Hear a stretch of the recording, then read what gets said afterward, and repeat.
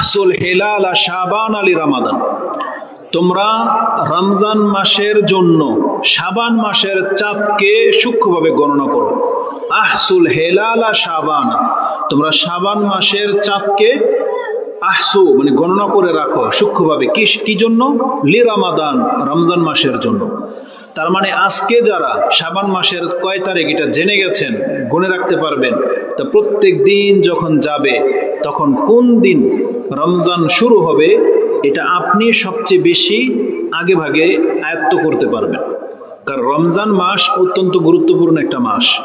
রমজান মাস কবে এটা দুইটা উপায়ে নির্ণয় করা সম্ভব।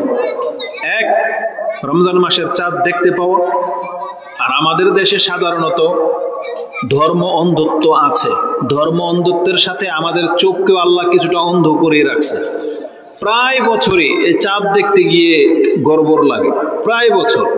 আপনি কি আজ পর্যন্ত শুনছেন যে সৌদি আরবে কোন বছর মানে চাঁদ দেখতে গিয়ে তারা সিদ্ধান্ত চেঞ্জ হয়? হয় কম বেশি, কিন্তু তুলনামূলক হয় না। তারা সক্ষম হয়ে যায় দেখতে।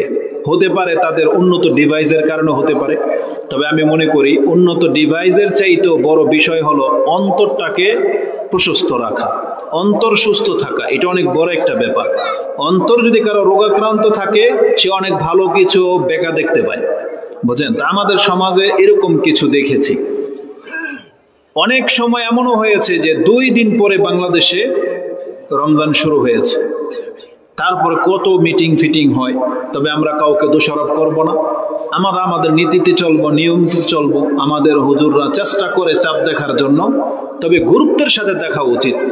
এটা নিয়ে অবশ্যই উন্নত ডিভাইস ব্যবহার করা উচিত এবং খুব সূক্ষ্মতার সাথে, রেশারেশি না, মাঝাবি দ্বন্দ্ব না, একেবারে একিনের সাথে চাঁদটা দেখা উচিত। তাইলে হয়তো স্পষ্ট দেখতে পাবো। অনেকে হয়তো বলবেন যে হুজুর আপনি হয়তো আমাদের হুজুরদের উপর একটা মিথ্যা অপবাদ দিলেন। কিন্তু এটা আমি কেন দিলাম? আমি তো বাংলাদেশের সন্তান। 1 বছরের ঘটনা আপনাকে বলি মুহররমের চাঁদ সম্পর্কে। তারা মুহররম ডিক্লেয়ার করে দিয়েছেন যে মুহররম 10ই মুহররম হবে শুক্রবার, ডিক্লেয়ার করছেন। কোন 1 বছরের ঘটনা বলতেছি, সালটা আমার মনে নাই।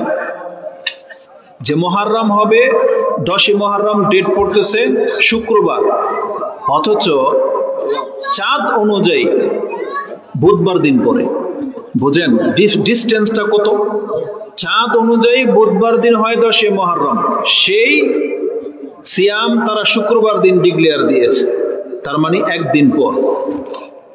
তো কতটা ডিস্টেন্সে এটা হয়? তা আমরা এগুলো অনেক সময় দেখি, যার ফলে এই মতানৈক্যগুলো হচ্ছে।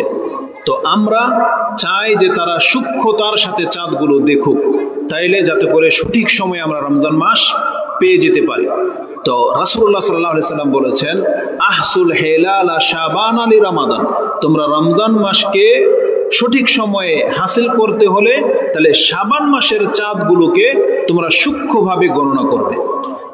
এটা আমাদেরকে জানানো হয়েছে। এই হাদিসটি আপনি তিরমিজিতে 687 পাবেন, 687-তে। এর কারণ কি? রাসূলুল্লাহ সাল্লাল্লাহু আলাইহি ওয়াসাল্লাম বলেছেন, সুমু লিরুয়াতিহি ওয়া আফতিরু লিরুয়াতিহি, তোমরা রমজান মাসের সিয়াম শুরু করো চাঁদ দেখে এবং ইফতার করবে চাঁদ দেখে। ফাইন গুব্বিয়া আলাইকুম, যদি তোমাদের উপরে চাঁদ ঢাকা পড়ে যায় তাহলে কি করবা?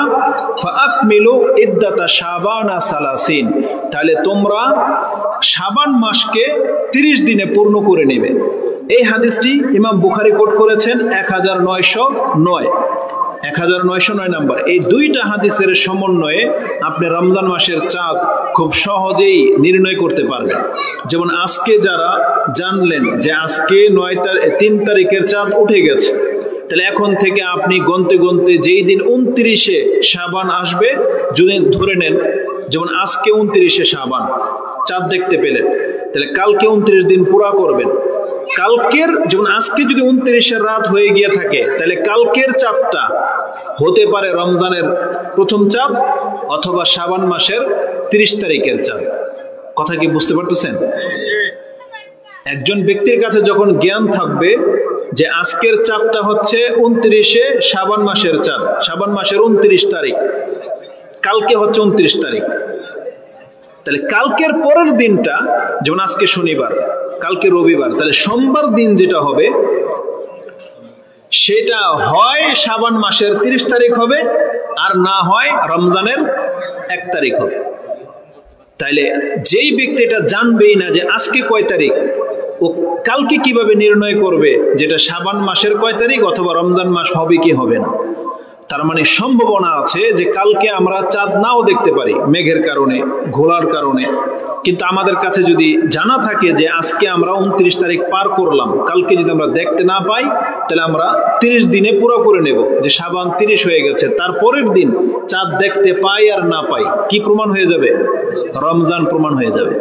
কারণ মাস কোনোদিন 30 দিনের বেশি হয় না, এটা আরবি মাসের নিয়ম, সর্বোচ্চ 30 দিনে 1 মাস হয়ে যায়।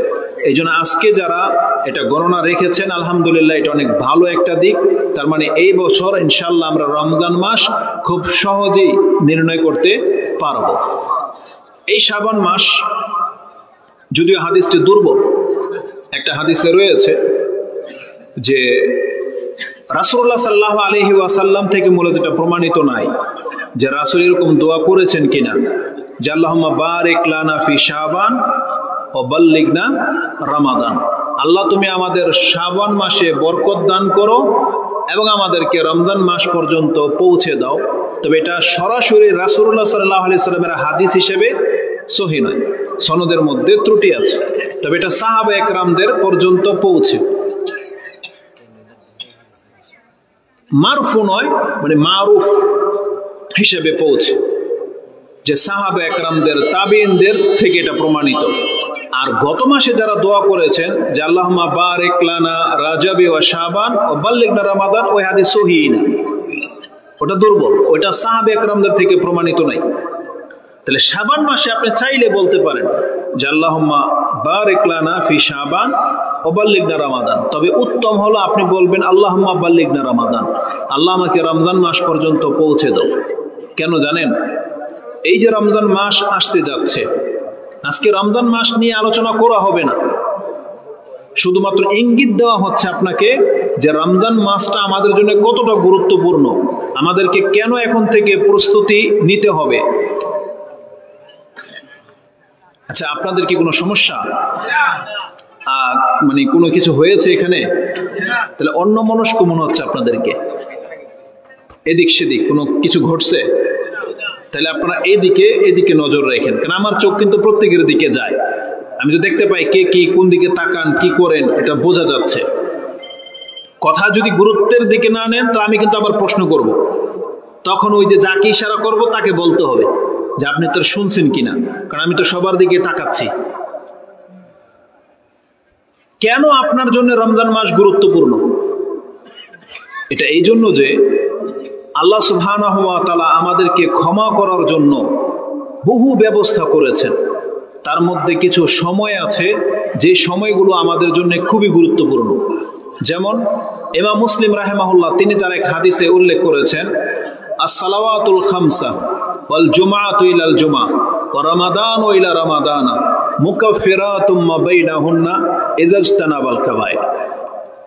ইমাম মুসলিম তার তাহারাতের অধ্যায়ে হাদিস এনেছেন যে রাসূলুল্লাহ সাল্লাল্লাহু আলাইহি ওয়াসাল্লাম বলেন, সম্ভবত 440 নম্বরে হাদিসটি রয়েছে, যে রাসূলুল্লাহ সাল্লাল্লাহু আলাইহি ওয়াসাল্লাম বলেন, এই যে তোমাদের 5 ওয়াক্ত সালাত, আর জুমা থেকে আরেক জুমা, আর রমজান থেকে আরেক রমাদান, মুকাফফিরাত, এই 1 বছরের মাঝে, যেমন গত রমজান যারা পেয়েছিলেন, হক আদায় করেছেন, এই রমজানের দ্বার প্রান্তে আপনি পৌঁছে যাচ্ছেন, আর মাত্র 27 দিন বাকি, তাই না?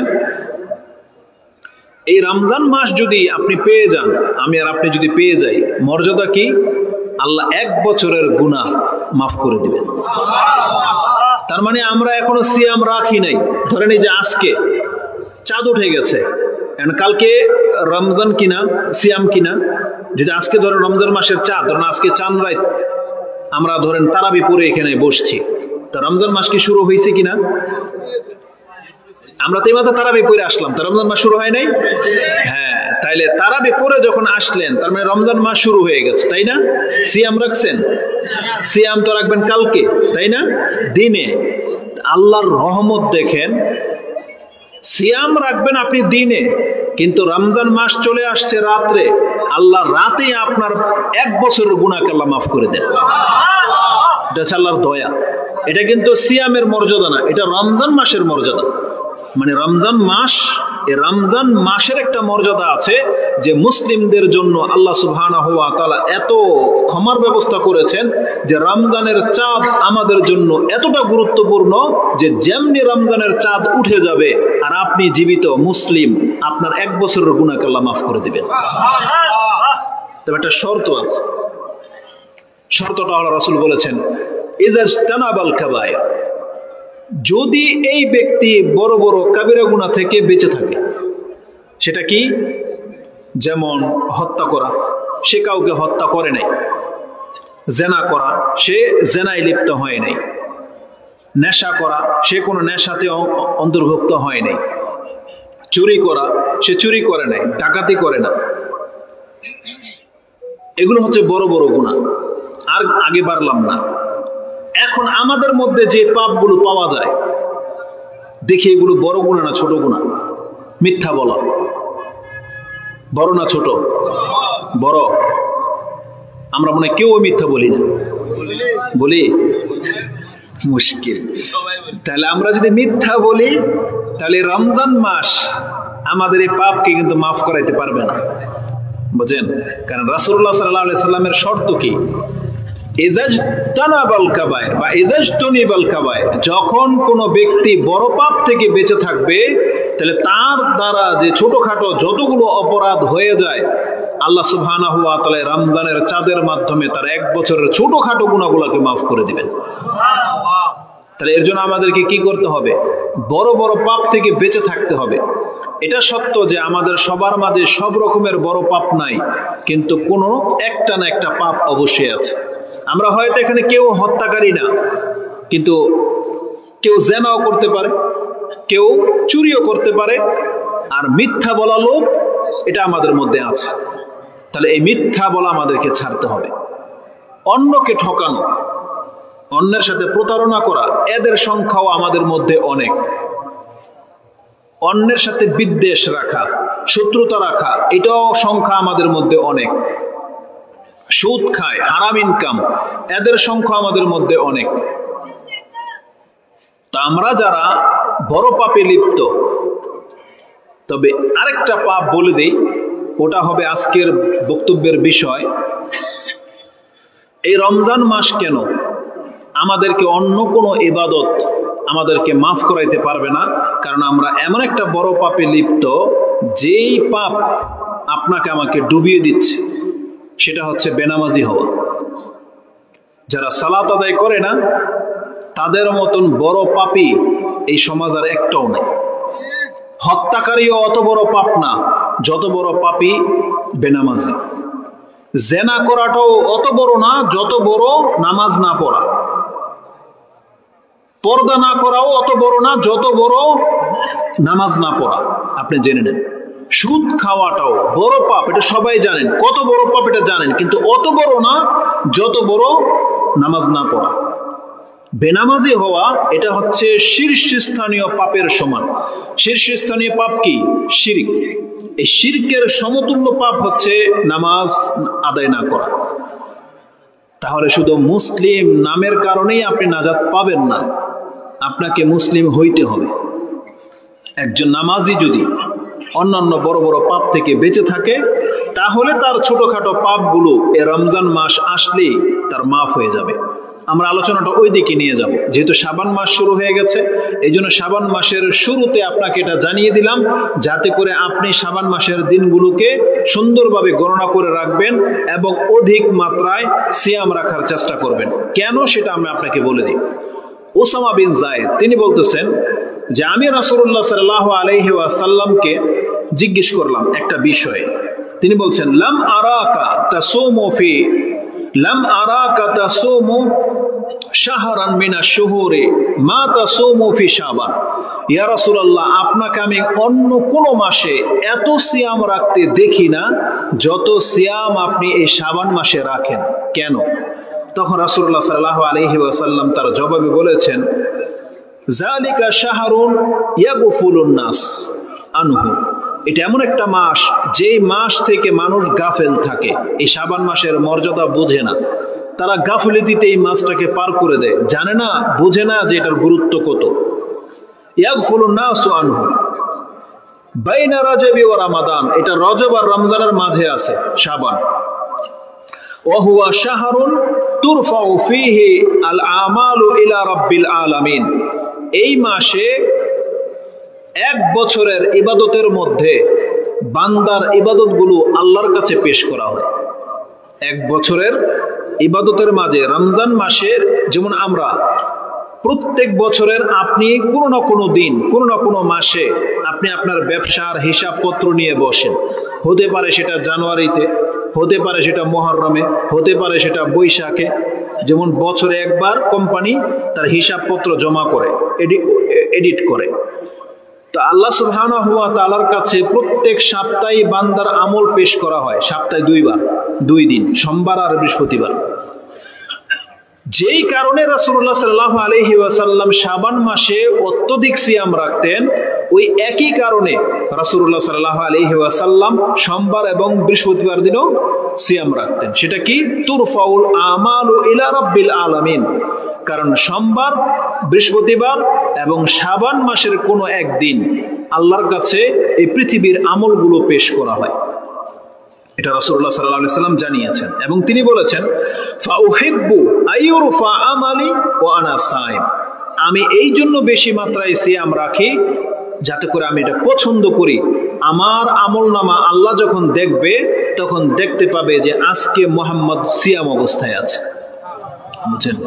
মানে রাসূলুল্লাহ সাল্লাল্লাহু আলাইহি ওয়াসাল্লামের কাছে আমলের গুরুত্ব বা মর্যাদাটা কত, যে রাসূলুল্লাহ সাল্লাল্লাহু আলাইহি ওয়াসাল্লামের নাম লিস্ট যেমন আল্লাহর কাছে দেখানো হবে এটা মুহাম্মদ সাল্লাল্লাহু আলাইহি ওয়াসাল্লামের আমল, তখন আল্লাহ সুবহানাহু ওয়া তাআলা দেখতে পাবে যে এখন মুহাম্মদ সাল্লাল্লাহু আলাইহি ওয়াসাল্লাম সিয়াম অবস্থায় আছে, যে আমি এটা পছন্দ করি যে আমার রব যখন আমার আমলনামা দেখবে তখন আমাকে সিয়াম অবস্থায় দেখবে, এই জন্য আমি অধিক মাত্রায় সিয়াম রাখি।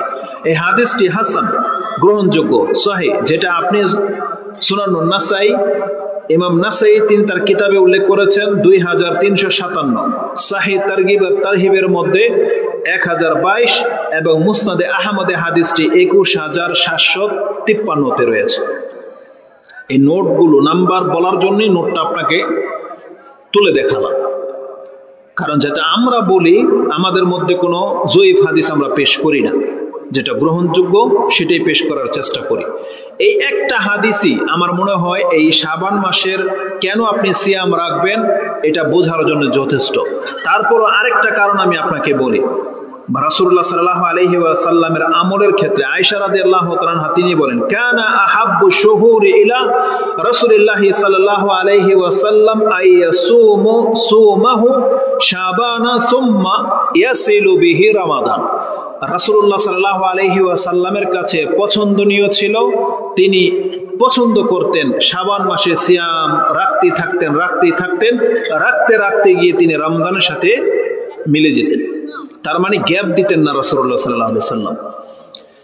একেবারে শেষের দিকে 2-1 দিন হয়তো রাসূলুল্লাহ সাল্লাল্লাহু আলাইহি ওয়াসাল্লাম গ্যাপ দিতেন যাতে শাবান আর রমজানকে পৃথক করা যায়। এই জন্য রাসূলুল্লাহ সাল্লাল্লাহু আলাইহি ওয়াসাল্লাম 29, 28 এবং 29 শাবান সিয়াম রাখতে নিষেধ করেছেন। এটা হচ্ছে সন্ধিহান দিন, ইয়ৌমে শাক, সন্ধিহান দিন। যেমন আজকে ধরেন 29 শাবান পার হয়ে গেছে, এখন কালকের দিনটা এটা রমজানের 1 তারিখও হতে পারে অথবা শাবানের 30 তারিখও হতে পারে। কালকে সিয়াম রাখার নিয়ত আপনি করবেন না, কারণ এটা হচ্ছে বাড়াবাড়ি। রাসূলুল্লাহ সাল্লাল্লাহু আলাইহি ওয়াসাল্লাম ওই সিয়ামটা রাখতে নিষেধ করেছেন। তার মানে 29 শাবান পর্যন্ত আপনার সাথে অপশন আছে, 29 শাবান পর্যন্ত। 30 শাবান ওই দিন আপনি সিয়াম রাখবেন না, কারণ ওইটা 30 শাবান হইতেও পারে, আবার রমজানের প্রথম দিন হইতে পারে। এই জন্য 29 আর 30 এই 2 দিনকে আপনাকে ছেড়ে দিতে হবে। কারণ আপনি যদি 29 শাবানের দিন সিয়াম রাখেন কাউকে যদি বলেন তাহলে ও কনফিউজ হয়ে যাবে, কি রমজান মাস কি শুরু হয়ে গেছে, তখন দ্বিধায় ভুগবে, বা আপনাকে বলবে এটা আবার কোন দলের লোক, কোন মাযহাবের লোক, আপনার সম্পর্কে একটা খারাপ ধারণা জন্মাবে। এই জন্য ওই দিনগুলোকে ইয়ৌমে শাক বলা হয়েছে, মানে সন্দিহান দিন। আর সন্দিহান দিনে রাসূলুল্লাহ সাল্লাল্লাহু আলাইহি সাল্লাম সিয়াম রাখতে নিষেধ করেছেন। তা আমরা এই পর্ব থেকে যেটা জানলাম, এই রমজান মাসের আগেই শাবান মাসে রাসূলুল্লাহ সাল্লাল্লাহু আলাইহি ওয়াসাল্লাম অনেক সিয়াম রাখতেন। কানা ইয়াসুমু শাবানা কুল্লাহ। আয়েশা রাদিয়াল্লাহু তাআলা আনহা তিনি বলেন, রাসূলুল্লাহ সাল্লাল্লাহু আলাইহি ওয়াসাল্লাম শাবান মাসে সিয়াম রাখতেন পুরো মাস জুড়ে, ইল্লা কালিলা, তবে দুই এক দিন বা কিছু দিন তিনি শুধু ছেড়ে দিতেন। উম্মে সালামা রাদিয়াল্লাহু তাআলা আনহা তিনি বলতেছেন যে রাসূলুল্লাহ সাল্লাল্লাহু আলাইহি ওয়াসাল্লাম তিনি 2 মাস সিয়াম কন্টিনিউ রাখতেন। তার মধ্যে একটা হলো রমজান মাস আর একটা হচ্ছে শাবান মাস। তার মানে শাবান মাসের প্রায় দিনগুলো রাসূলুল্লাহ সাল্লাল্লাহু আলাইহি সাল্লাম সিয়াম রাখতেন। যদিও একটা হাদিসে রয়েছে যে 15 শাবানের পরে আর সিয়াম রাখতে নিষেধ করা হয়েছে, মূলত ওটা হারাম বা অপছন্দনীয় নিষেধ না, ওটা হয়তো রাসূলুল্লাহ সাল্লাল্লাহু আলাইহি ওয়াসাল্লাম সতর্কবশত, অথবা আপনি যেন দুর্বল না হয়ে যান, এমন না যেন হয় আপনি সিয়াম রাখতে রাখতে ক্লান্ত হয়ে যাবেন আর রমজানে সিয়াম রাখতে গিয়ে আপনি ঘাটতি করবেন, এমনটা যেন না হয়। কারণ নফলের উপরে প্রাধান্য দিয়ে অনেকে ফরজ ছেড়ে দিবেন, এটা হইতে পারে না। যেমন আজকে আমাদের চরিত্র হয়ে গেছে, আমরা রাত ভরে ওয়াজ করি, যদি এটা আমাদের জন্য নফল ছিল। রাত ভরে ওয়াজ করা, 12টা পর্যন্ত ওয়াজ শুনবেন, ওয়াজ করব, এটা ছিল নফল। অধিকাংশ মানুষ এই নফলকে কেন্দ্র করে আজকে ফজরের নামাজ যেটা ফরজ, সে ফরজ ছেড়ে দিচ্ছে। রাত ভরে ওয়াজ করে আমরা যখন রওনা হই, অনেক রাত হয়ে যায় বাসায় পৌঁছতে পৌঁছতে, তাহলে আমাদের এই কর্মের কারণে যদি ফজর নামাজ ছুটে যায়, তাহলে এই ওয়াজ আমাদেরকে জান্নাতে নিতে পারবে না, বরং ডুবাবে। তো এই জন্য আমাদের চরিত্রের মধ্যে অনেকে আছেন যারা ফরজের চাইতে নফলকে বেশি গুরুত্ব দেন, এটা মোটেও কাম্য নয়। অবশ্যই আপনাকে ফরজকে গুরুত্ব দিতে হবে। এমনকি আমাদের কাছে এমনও প্রশ্ন এসেছে যে সে তাহাজ্জুদ পড়ে, কিন্তু তাহাজ্জুদ বেশি রাত্রে পড়তে গিয়ে ফজরের নামাজ উঠতে পারে না। এই তাহাজ্জুদ আপনাকে উপকার করবে না, বরং ক্ষতি করবে। বরং তাহাজ্জুদটাই হলো ফজরকে ঠিক মতো পড়ার জন্য। এই জন্য ফজরের পূর্ব মুহূর্তে তাহাজ্জুদ পড়ার গুরুত্ব বেশি, যাতে আপনার ফজর ছুটে না যায়।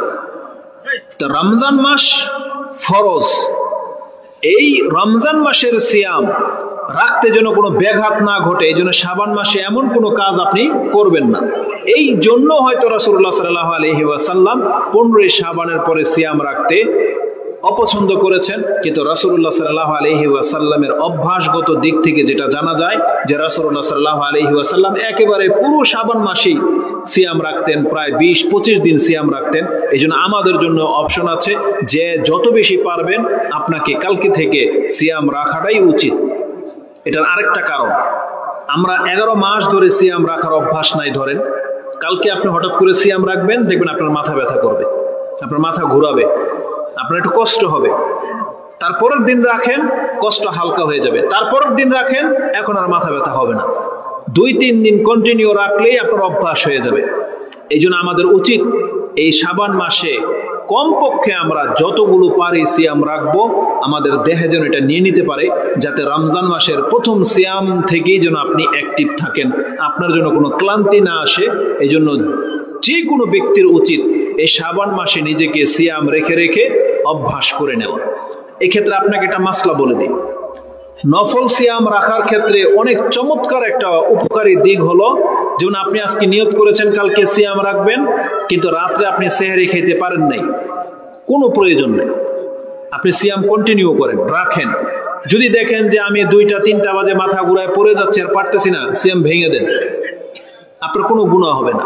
আবার কালকে ট্রাই করেন, আগামীকাল আবার ট্রাই করেন, সেহরিতে জাগতে পারেন নাই, কোনো সমস্যা নাই, আবার রাখেন। যখন দেখলেন কষ্ট মষ্ট করে আমি সিয়ামটা রেখে নিতে পারলাম, নেকি পেয়ে গেলেন। তার মানে নফল সিয়ামের জন্য ফজরের পূর্বে নিয়ত করা শর্ত না, আর নফল সিয়াম ইচ্ছা করে ভেঙে দিলেও কোনো গুনাহ হয় না, কোনো কাফারা লাগে না।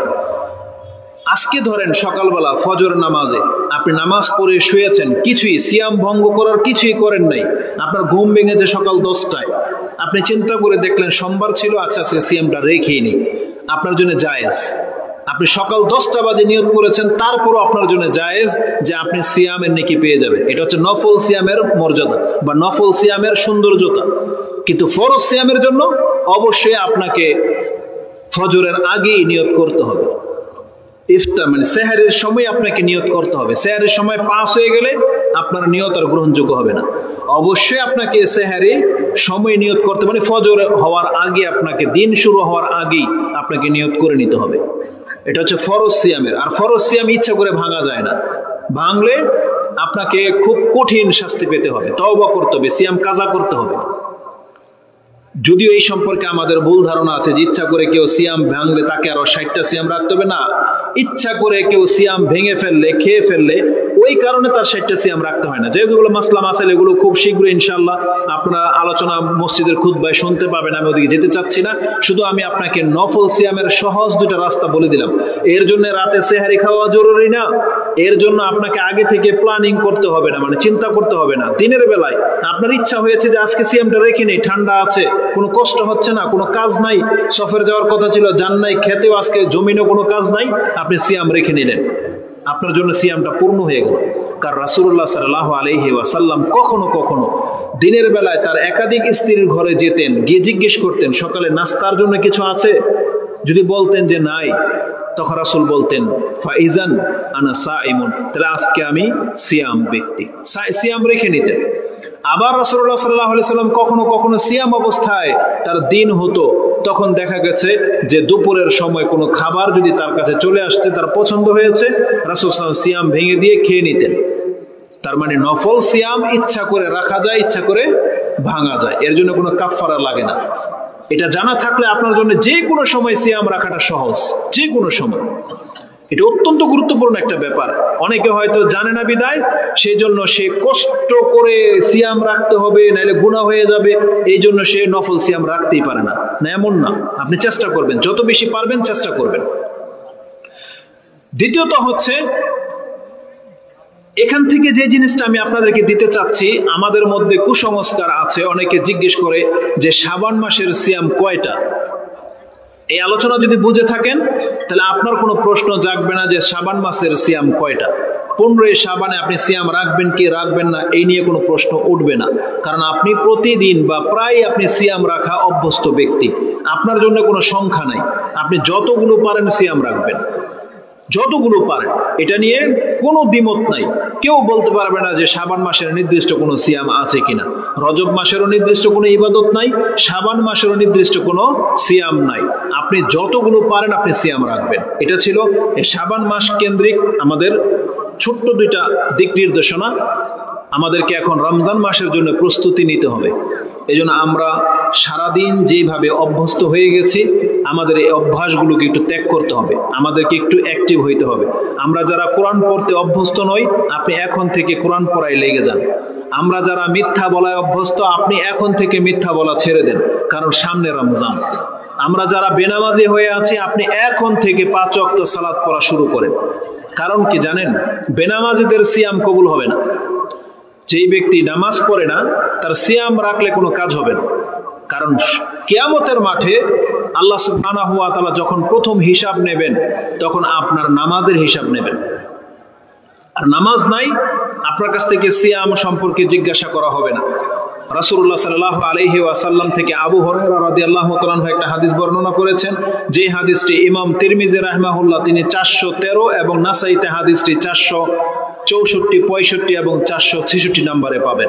রাসূল বলেছেন, আউয়ালু মা ইউহাসাবু বিহিল আবদু ইয়াউমাল কিয়ামাতি মিন আমালিহি সালাতুহু। সর্বপ্রথম একজন ব্যক্তির কাছ থেকে তার আমলের হিসাব নেওয়া হবে তার নামাজের, তার সালাতের। ফাইন সালুহাত ফাকাদ আফলাহা ওয়া আনজা ওয়া ইন ফাসাদাত ফাকাদ খাবা ওয়া খাসির। যেই ব্যক্তি তার নামাজকে সুরক্ষিত রাখতে পেরেছে, এই ব্যক্তি নাজাত পাবে, মুক্তি পাবে। আর যেই ব্যক্তি তার নামাজকে নষ্ট করেছে, এই ব্যক্তিকে তার কোনো ইবাদত তাকে বাঁচাতে পারবে না, কোনো ইবাদত তার ক্ষতিগ্রস্ত হওয়া থেকে বাঁচাতে পারবে না। কারণ এই জন্য রাসূল বলেছেন প্রথম হিসাব নেওয়া হবে তার নামাজের। দুনিয়াতেও আমাদেরকে শিক্ষা দেওয়া হয়েছে নামাজের শিক্ষা প্রথম। ইবনে আব্বাস রাদিয়াল্লাহু তাআলা আনহুমা তিনি মুআজ বিন জাবাল রাদিয়াল্লাহু তাআলা আনহুকে ইয়ামান দেশে পাঠাচ্ছেন দাওয়াতি কাজ করার জন্য এবং বলতেছেন, ইয়া মুআজ ইন্নাকা তাতি কওমান মিন আহলিল কিতাব ফালিয়াকুন আউয়ালু মা তাদউহুম ইলা শাহাদাতি আল্লা ইলাহা ইল্লাল্লাহ ওয়া আন্নী রাসূলুল্লাহ। হে মুআজ, তুমি ইয়ামান দেশে যাচ্ছ, সেখানকার মানুষ কিন্তু আহলে কোরআন বা আহলে কিতাব, তারা কিতাব প্রাপ্ত হয়েছিল, ইহুদি বা খ্রিস্টান। তুমি গিয়ে তাদেরকে সর্বপ্রথম দাওয়াত দেবে যে তোমরা বলো আশহাদু আল্লা ইলাহা ইল্লাল্লাহ ওয়া মুহাম্মাদুর রাসূলুল্লাহ, এটা বলতে বলবা। ফাইন আতাউকা লিজালিকা, যদি তারা তোমার এই কথাকে মেনে নেয়, ফাইন আতাউকা ফাইন আতাহুম লিজালিকা ফাআলিমুহুম আন্নাল্লাহা আফতারাদা খামসা সালাওয়াতিন ফিল কুল্লি ইয়াউমিন ওয়া লাইলা। তারা যদি এই কালেমার দাওয়াতটা মেনে নেয়, তাহলে তাদেরকে তুমি শিক্ষা দিবে যে আল্লাহ তাদের উপরে দিনে এবং রাতে 5 ওয়াক্ত নামাজ ফরজ করেছেন। ফাইনহুম আতাউকা লিজালিক, তারা যদি তোমার এই কথাটা মেনে নেয়, ফাআলিমুহুম আন্নাল্লাহা আফতারাদা আলাইহিম সাদাকা তুখাযু মিন আগনিয়াইহিম ওয়া তুরাদ্দু ইলা ফুকারাইহিম ইলা আখিরিল হাদিস। রাসূলুল্লাহ সাল্লাল্লাহু আলাইহি সাল্লাম বলেছেন, কালেমার পরে তারা যদি তোমার নামাজের কথাটা মেনে নেয় যে তারা 5 ওয়াক্ত নামাজ পড়বে, তাহলেই তাদেরকে যাকাতের শিক্ষা দেবে ইলা আখিরিল হাদিস। তার মানে ইসলামের একটা নিয়ম আছে, সিরিয়াল আছে। যেই ব্যক্তি বলবে আমি মুসলিম, তার প্রথম কাজ হচ্ছে নামাজ আদায় করা, প্রথম কাজ। এছাড়া তার কাছ থেকে আর কোনো কিছু তলব করা হবে না। আপনাদেরকে একটা উদাহরণস্বরূপ বলি, ধরে নেন কোনো হিন্দু যদি মুসলিম হয়, ধরেন আজকে একটা হিন্দু মুসলিম হইল, ওকে আপনি প্রথমে কি বলবেন? যে তোমার যে টাকা পয়সা গুলো আছে এগুলো যাকাত দাও, কি বলবেন?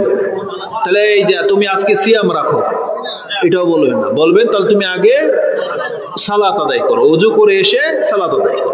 তাকে আপনি ওযু শিক্ষা দিবেন, তারপর তাকে নামাজ পড়াবেন। তাহলে এটা হচ্ছে নিয়ম। সালাতের ওয়াক্ত 5 বার আসে, এটা আমাদেরকে প্রমাণ করতে হয় যে আমরা মুসলিম। 5 বার যেই ব্যক্তি মুসলিম প্রমাণ করবে, তার জন্য হচ্ছে রমজান, তার জন্য যাকাত, তার জন্য হজ বা অন্যান্য ইবাদত। কিন্তু যেই ব্যক্তির পরিচয়ের মধ্যে ঘাটতি থাকবে, যেই ব্যক্তির পরিচয়ের মধ্যে মুনাফিক, মুশরিক, কাফের লেগে গেছে, সেই ব্যক্তির ইবাদত আল্লাহ সুবহানাহু ওয়া তাআলা গ্রহণ করবেন না। ইবাদত গ্রহণ করা হয় মুসলিমের, সেটা অল্প হোক বা বেশি হোক, কিন্তু ইবাদত গ্রহণ করা হয় মুসলিমের। এই জন্য 5 ওয়াক্ত সালাত বিহীন কোনো ব্যক্তি রমজান মাস পেলেও কোনো কাজ হবে না। এই জন্য আজকে এখন থেকে আপনি উদ্যমী হন যে ভুল করেছি, আমি এখন থেকে 5 ওয়াক্ত নামাজ ছাড়বো না। তাইলে আপনার পরিচয় হবে আপনি মুসলিম। আর এটা শুধু আমাদের কথা না, এই মর্মে সাহাবা একরামদের ঐক্যমত রয়েছে।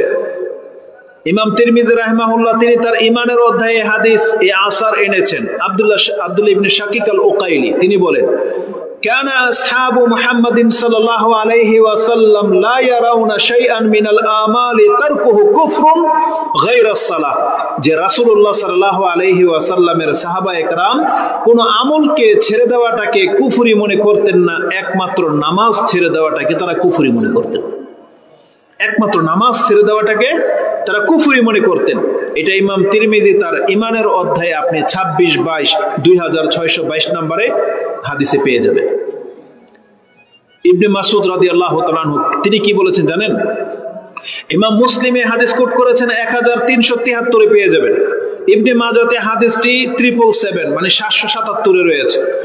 আব্দুল্লাহ ইবনে মাসউদ রাদিয়াল্লাহু তাআলা আনহু তিনি বলেন, মান সাররাহু আইয়ালকাল্লাহা গাদান মুসলিমান ফালিউহাফিজ আলা হাউলাই সালাওয়াতিল খামসা হাইসু ইউনাদা বিহিন্না। যেই ব্যক্তিটা পছন্দ করো যে তুমি আনন্দিত হতে চাও যে আগামীকাল তুমি আল্লাহর সাথে মুসলিম হয়ে সাক্ষাৎ করবে, মুসলিম অবস্থায় তুমি আল্লাহর সাথে তোমার সাক্ষাৎ হোক, এটা যেই ব্যক্তি পছন্দ করে তাহলে সে যেন অবশ্যই 5 ওয়াক্ত নামাজের হেফাজত করে। যখন তাকে ডাকা হয়, যেখান থেকে তাকে ডাকা হয়, এই 5 ওয়াক্ত নামাজকে যেন সে হেফাজত করে। যেই ব্যক্তি 5 ওয়াক্ত নামাজের হেফাজত করবে না, তার মানে আগামীকাল যে আল্লাহর সাথে তার সাক্ষাৎ হবে, তার এই সাক্ষাৎটা মুসলিম রূপে হবে না। অন্য যে কোনো পরিচয় হবে, কিন্তু মুসলিম রূপে হবে না। এই জন্য 5 ওয়াক্ত নামাজকে আমাদেরকে আদায় করতেই হবে। ওমর রাদিয়াল্লাহু তাআলা আনহু তিনি তার মৃত্যুর সময় যখন তাকে আঘাত করা হয়েছিল, তিনি মরে যাবেন, তখন তিনি ফজরের সালাত আদায় করেছেন এই ক্ষত অবস্থায়, তার রক্ত ঝরে যাচ্ছে, তারপর তিনি নামাজ আদায় করেছেন। কেন? তিনি বলতেছেন লা হাজ্জা ফিল ইসলাম লিমান তারাকা সালাহ। এটা এই জন্য যে যেই ব্যক্তি নামাজ ছেড়ে দিয়ে মরে গেল, ইসলাম থেকে তার অংশ কেটে যাবে, ইসলামে তার আর কোনো অংশ থাকে না। অথচ এই অবস্থায় 1 ওয়াক্ত নামাজ, মাত্র 1 ওয়াক্ত নামাজ, তারপর পরই ওই দিনই ওমর রাদিয়াল্লাহু তাআলা আনহুর ইন্তেকাল হয়ে গেছে, 1 ওয়াক্ত নামাজ শুধু বাকি ছিল ফজরের। তিনি বলতেছেন যে লা হাজ্জা ফিল ইসলাম লিমান তারাকা সালাহ, যেই ব্যক্তি নামাজ ছেড়ে দেয় ইসলামে তার কোনো অংশ থাকে না। তার মানে আমার বিবেক আছে, আমি সুস্থ, মানে এখনো মরি নাই, আমার ব্রেন কাজ করতেছে, এমন প্রত্যেক ব্যক্তির উপরে নামাজ মাফ হবে না। আপনি হয়তো খাটের মধ্যে শুয়ে আছেন, হসপিটালের খাটে অক্সিজেন লাগিয়ে রাখা হয়েছে, আপনি শুধু কথা শুনতে পাচ্ছেন যে হ্যাঁ কথা, কিন্তু আপনি বলতে পারতেছেন না, আপনার ব্রেন সজাগ, আপনার হাত পা কিছু চলে না, এমন অবস্থাতেও আমাদেরকে নামাজ মাফ করা হয় নাই। তখনকার নামাজ কেমন হবে? কিবলাও লাগবে না, পবিত্র লাগবে না, আপনি কিন্তু কাউকে বলতেও পারতেছেন না ওযু আছে না নাই, আপনি শুয়ে থেকে আপনার নিয়তের উপর নামাজ চলবে, চোখের ইশারায় নামাজ চলবে। আল্লাহ সুবহানাহু ওয়া তাআলা এই অবস্থাতে নামাজ মাফ করে নাই। এটা এতটা মারাত্মক বিষয়। এমনটা যদি হতো যে মহিলাদের মতো মেন্স সময় অপবিত্র থাকতে যেমন তাদেরকে আল্লাহ 4, 5, 6, 7 দিনের নামাজ মাফ করে দিয়েছেন, আমাদের পুরুষদেরকে যদি আল্লাহ এমন বলতো যে যখন তোমার অক্সিজেন লাগানো থাকবে, তোমার হুঁশ জ্ঞান কিচ্ছু নাই, তুমি শুধু খালি তাকায় আসো, হাত পাও লড়ে না, পবিত্রতার কেউ নাই, ওই সময় তোমাদের মাফ, যদি এটা বলতে পারতেন। কিন্তু আমাদের পুরুষদেরকে আল্লাহ সুবহানাহু ওয়া তাআলা এমন কোন অবস্থায় নামাজ মাফ করে নেয়, বরং ইমাম বুখারী রাহিমাহুল্লাহ তিনি তার কিতাবের মধ্যে উল্লেখ করেছেন আসসালাতু, বলা হয়েছে রিজালান ও রুকবানা, একজন ব্যক্তি যুদ্ধের ময়দানে কিভাবে নামাজ আদায় করতে হবে বলা হয়েছে রিজালান ও রুকবানান। আপনি ঘোড়ার উপরে, উটের উপরে, ট্যাঙ্কের ভিতরে দৌড়াচ্ছেন অস্ত্র নিয়ে, গুলি চলতেছে, নামাজ চলবে, তাকবীরও চলবে, গুলিও চলবে। কি মনে করেন এই অবস্থাতে নামাজ মাফ করা হয় নাই? আর আমরা সুস্থ ব্যক্তি ঘরে বসে কম্বলের নিচে বসে আছি, তারপর আমরা সালাত আদায় করি না। এটা মোটেও কাম্য নয়। আপনি জানেন যারা সুস্থ ব্যক্তি আর নামাজ আদায় করেন না, আল্লাহ আপনার সুস্থতার কথাটাই কোরআনে তুলে ধরেছেন। যারা আজান শুনতে পেল, সুস্থ, নামাজ পড়েন না, কিয়ামতের মাঠে আল্লাহ আপনাকে যখন প্রমাণ করার জন্য সেজদা করতে বলা হবে, সেই দিন আপনি সেজদা করতে পারবেন না। কোরআনে আল্লাহ সুবহানাহু ওয়া তাআলা এই কথা উল্লেখ করে দিয়েছেন, যেটা সূরা মুলক 67, তার পরের সূরা কলম 68 নম্বর সূরা, আপনি 42, 43, 44 এই আয়াতগুলো দেখেন, তাতে আল্লাহ সুবহানাহু ওয়া তাআলা বলেছেন ইয়াউমা ইউকশাফু আন সাক ওয়া ইউদআউনা ইলা সুজুদি ফালা ইস্তাতিউন খাশিয়াতান আবসারুহুম তারহাকুহুম যিল্লাহ ওয়া কাদ কানু ইউদআউনা ইলা সুজুদি ওয়া হুম সালিমুন। আল্লাহ বলেছেন কিয়ামতের মাঠে যখন আমি পায়ের গোছাকে উন্মুক্ত করে দিয়ে এদেরকে বলবো আসো আমাকে সেজদা করে ঈমানকে প্রমাণ করে দেখাও, আল্লাহ বলেছেন ফালা ইস্তাতিউন, বহু সংখ্যক মানুষ সেই জায়গাতে আল্লাহকে সেজদা করতে পারবে না, তাদের চেহারা ভয়ে একবার লাঞ্ছিত হয়ে যাবে। আল্লাহ বলছেন কেন এটা? ওয়াকাদ কানু ইউদআউনা ইলা সুজুদ, দুনিয়াতেও তাদেরকে আমাকে সেজদা করার জন্য ডাকা হয়েছিল, ওহুম সালিমুন, আর তারা সুস্থ ছিল, সক্ষম ছিল, তারা নির্ভয়ে ছিল, নিরাপত্তায় ছিল। এমন না যে আপনার কোনো ভয় আছে, এমন না যে আপনার কোনো বাধা বিঘ্ন আছে, এমন না যে আপনি এতটা অপারগ যে আপনি সেজদা করতে পারেন না, এমন না। বরং আল্লাহ সুবহানাহু ওয়া তাআলা বলেছেন, জি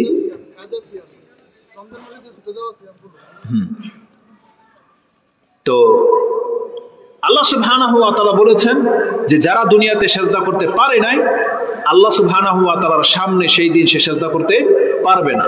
এই জন্য একটু ভয় করেন। আল্লাহ সুবহানাহু ওয়া তাআলার সামনে কিন্তু ঈমানকে প্রমাণ করতে হবে এই নামাজের মাধ্যমে, সাজদার মাধ্যমে। এটা ভয় করে। জাবের রাদিয়াল্লাহু তাআলা তিনি বলেছেন যে রাসূল আমাদেরকে জানিয়েছেন, যেটা আপনি বুখারীতে 554 পেয়ে যাবেন, যে কুন্না ইনদান নবী সাল্লাল্লাহু আলাইহি ওয়াসাল্লাম ফানাজারা ইলাল কামার লাইলাতুল বদর। আমরা রাসূলুল্লাহ সাল্লাল্লাহু আলাইহি ওয়াসাল্লামের কাছে বসা ছিলাম, তিনি পূর্ণিমার চাঁদের দিকে তাকালেন এবং বললেন, ইন্নাকুম সাতারাউনা রাব্বাকুম কামা তারাউনা হাযাল কামার লা তুদাম্মুনা ফিহি। তোমরা সবাই যখন এই চাঁদের দিকে তাকাও, যেমন কোনো গ্যাদারিং হয় না, তোমরা এভাবে সচক্ষে আল্লাহকে কাল কিয়ামতের মাঠে দেখতে পাবে। তোমাদের কারো কোনো ব্যাঘাত ঘটবে না, সচক্ষে আল্লাহকে দেখতে পাবে। ফামান ইস্তাতা মিনকুম আল্লাহ ইয়াগলিবান্না, যার পক্ষে এটা সম্ভব, যেই ব্যক্তি অপারগ হবে না, সালাতুন কাবলা তুলুই শামসি ওয়া সালাতুন কাবলা গুরুবি শামস ফালিয়াফআল, যেই ব্যক্তির পক্ষে এটা সম্ভব যে সে অপারগ হবে না সূর্য ওঠার আগের সালাত থেকে এবং সূর্য ডোবার আগের সালাত থেকে, তাহলে সে যেন অবশ্যই এই সালাত আদায় করে। তার মানে কোন সালাত? সূর্য ডোবার আগের সালাত কোনটা? আসর। আর সূর্য ওঠার আগের সালাত ফজর। মানে ফজর সূর্য ওঠার আগেই আদায় করতে হয়, আর সূর্য ডোবার আগের আসর। রাসূল সাল্লাল্লাহু আলাইহি সাল্লাম বলেছেন, যেই ব্যক্তি তার রবকে সচক্ষে দেখতে চায়, তাহলে তাকে ফজর এবং আসরের নামাজ যথাসম্ভব আদায় করতেই হবে। তাইলে সে তার নিজের চোখে তার রবকে দেখতে পাবে। তাহলে 5 ওয়াক্ত নামাজ সম্পর্কে বলতে গেলে অনেক কথা বলা যাবে, যেহেতু ভাই চলে আসছে। উনি বললেন যে কাজা সিয়ামের কি হবে। আমাদের মা বোনদের প্রায় মহিলাদের কাজা সিয়াম থেকে যেতে পারে, বিগত রমজানের কোনো না কোনো সিয়াম বাকি থেকে যেতে পারে। তার হাতে আর অপশনই নেই, সময়ই নেই। এখন থেকে যতগুলো সিয়াম তার ছুটেছে, এখন থেকে তাকে সেগুলো আদায় করতেই হবে, কারণ তার হাতে অপশন নেই, সময় নেই।